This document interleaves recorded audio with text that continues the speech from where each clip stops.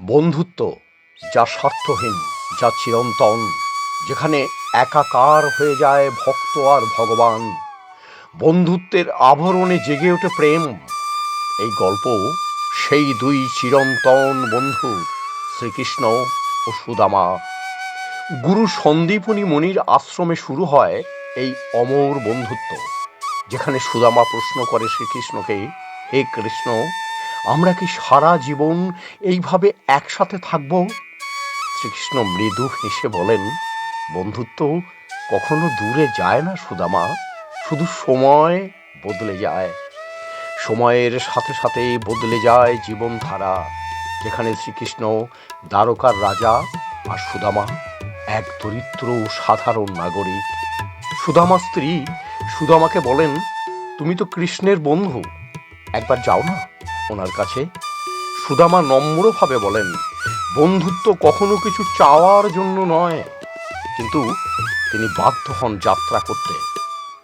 সঙ্গে নিলেন ঘরে সঞ্চিত সামান্য চিঁড়া ও এক বুক নিখাদ ভালোবাসা। দ্বারকা প্রবেশ করে এত ঐশ্বর্য দেখে চমকিত হলেন যে লাজুক হৃদয়ে পৌঁছালেন শ্রীকৃষ্ণের সামনে। শ্রীকৃষ্ণ দৌড়ে এসে আলিঙ্গন করলেন সুদামাকে। সুদামার হাতে ছোট্ট পুঁটলি দেখে শ্রীকৃষ্ণ প্রশ্ন করেন, আমার জন্য কি এনেছো বন্ধু?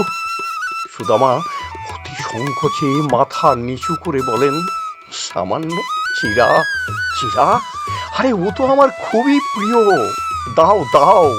এই বলে সেই চিঁড়া মুঠো মুঠো খেতে লাগলেন। ভালোবাসা কখনো উপহারের দামে নয়, অনুভূতির গভীরতায় মাপা হয়।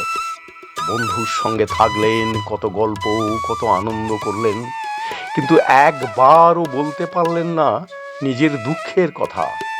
অবশেষে বাড়ি ফিরলেন, কিন্তু দেখেন নিজের ঘর হয়ে গেছে বিরাট প্রাসাদ।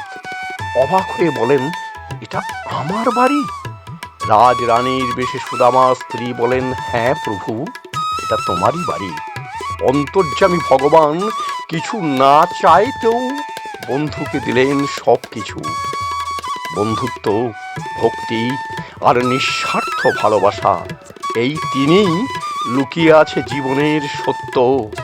হে কৃষ্ণ, আমাদের হৃদয়ও এমন পবিত্র করে দাও প্রভু।